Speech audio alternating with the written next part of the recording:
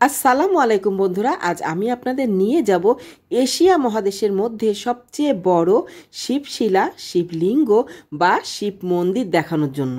প্রায় 200 বছরের পুরনো 1823 খ্রিস্টাব্দে রানী ভুবনময়ী দেবীর তত্ত্বাবধানে এই শিব মন্দির নির্মিত হয়েছিল। হিন্দু ধর্মাবলম্বীদের কাছে শিব হচ্ছে সবচেয়ে বড় দেবতা। আমি যতটুকু জানতে পেরেছি, সনাতন ধর্মের শাস্ত্রসমূহে শিব হচ্ছে পরম সত্তা রূপে ঘোষিত। দেবতা শিবকে সৃষ্টি, স্থিতি এবং প্রলয় রূপ এই 3 কারণের কারণ হিসেবে ধরা হয়। শিব সমসাময়িক হিন্দু ধর্মের 3টি সর্বাধিক প্রাচীন সম্প্রদায়ের অন্যতম শৈব সম্প্রদায়ের প্রধান দেবতা। চলুন বন্ধুরা, মন্দিরটি ঘুরে দেখা যাক। পুঠিয়া রাজবাড়ির সামনে বাজারে প্রবেশ করতেই হাতের বাম পাশে শিবসাগর নামক দিঘির দক্ষিণ পাড়ে বড় শিব মন্দির অবস্থিত। উঁচু মঞ্চের উপর মন্দিরটি নির্মাণ করা হয়েছে। দক্ষিণ দিকে সুপ্রশস্ত সিঁড়ি সহ প্রধান প্রবেশপথ রয়েছে। হিন্দু শাস্ত্র মতে শিবকে মহেশ, শঙ্কর, ভোলানাথ, নীলকণ্ঠ, মহাদেব, রুদ্র ইত্যাদি আরও অনেক নামে ডাকা হয়। তবে এই মন্দিরটি মহেশ্বর শিব মন্দির নামেই পরিচিত। মন্দিরটির চতুর্পাশে রয়েছে প্রশস্ত বারান্দা। চলুন বন্ধুরা, আপনাদের একটু ঘুরিয়ে দেখাই। প্রত্যেকটি বারান্দায় রয়েছে 5টি করে খিলান প্রবেশপথ। এটা কি শিব মন্দির না?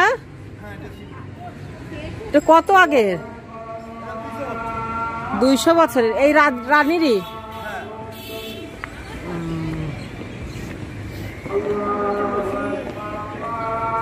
কি বাবা, আচ্ছা, রানী তো ছিলেন বিধবা, তো এগুলো তৈরি করছিলেন কে?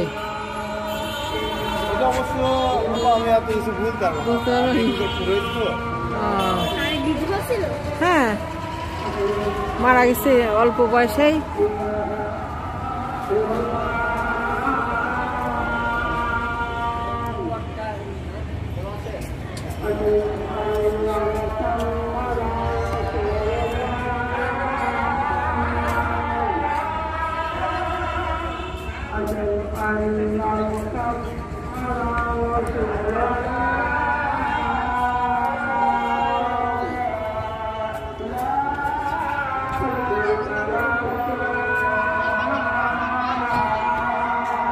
দেখে বসারো।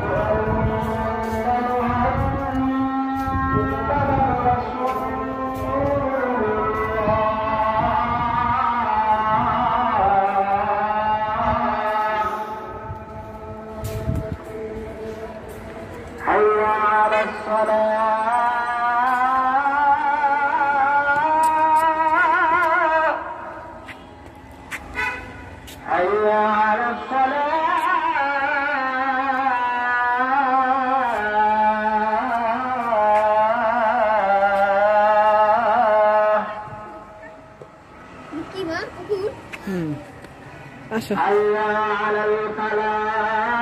আসো আসো, চলো রায়দা, চলো এবার চলো।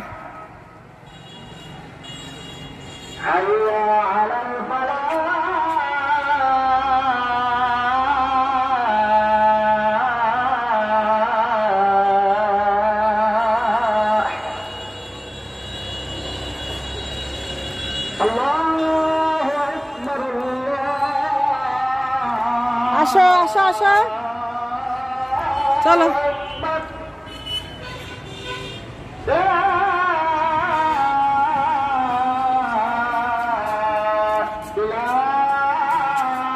এই যে ও এটা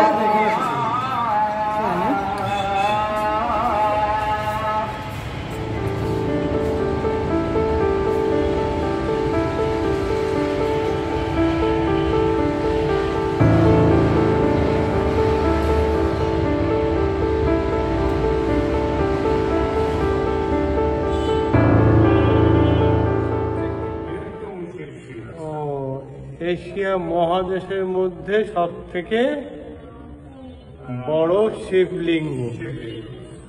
ও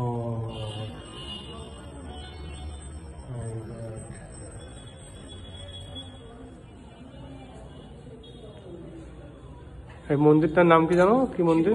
স্যার এটা ভুবনেশ্বর শিব মন্দির বলে, শিব মন্দির নামে পরিচিত। এই মন্দিরটি 1823 খ্রিস্টাব্দে রানী ভুবন মোহিনী দেবী নির্মাণ করেন এবং স্যার নির্মাণ করতে 10 লক্ষ মুদ্রা ব্যয় 7 বছর সময় লাগছিল এই মন্দিরটি। 10 লক্ষ মুদ্রা ব্যয় স্যার, মুদ্রা। সেটা কোন সময়ে, কত সালে? 1823 খ্রিস্টাব্দে স্যার। সেই সময়ে 10 লক্ষ মুদ্রা ব্যয়ে। এটা হলো কোষ্ঠী পাথরের শিবলিঙ্গ। শিবলিঙ্গ না? জি স্যার।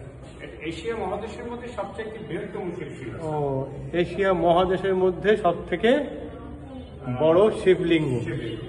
ও